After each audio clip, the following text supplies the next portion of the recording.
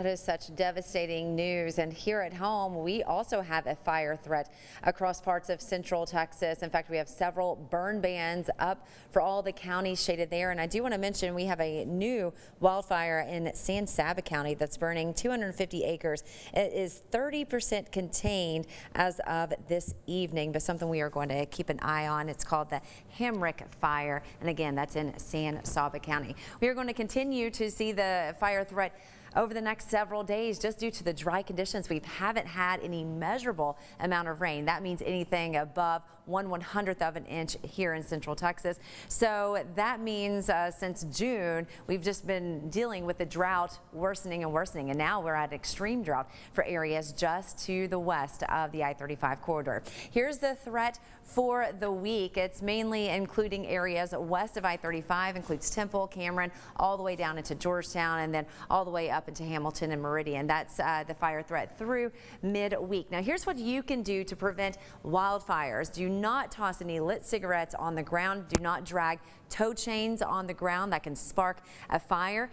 Don't park or drive over tall grass, and do not burn unnecessarily, and heed those burn bans. And of course, if you see any fires, call 911 to report that.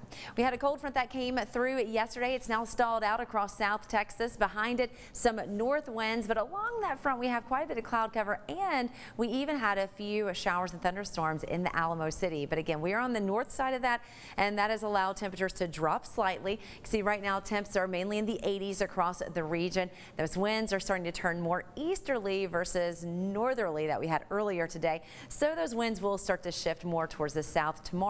We also have high pressure out to our west that's going to gradually build in over the next several days, and that's going to lead to those temperatures climbing up 2 to 3 degrees every day, topping out about 103 Monday, Tuesday, and Wednesday, and then maybe dipping back down late in the weekend and or late next week, and that may allow for a little bit more moisture to stream in from the coast. Now I want to fast forward beyond this week and half of next week. Let's go all the way to July 31st through the first week of August. Look at this here in Texas, likely above average precip. So that's something to look forward to. We'll talk more about that here in the upcoming days. But forecast lows tonight into the lower half of the 70s. Tomorrow we're talking a high of 103, and that's where we're going to stay Tuesday and Wednesday with a slight dip in temperatures and high winds later in the week. Bailey?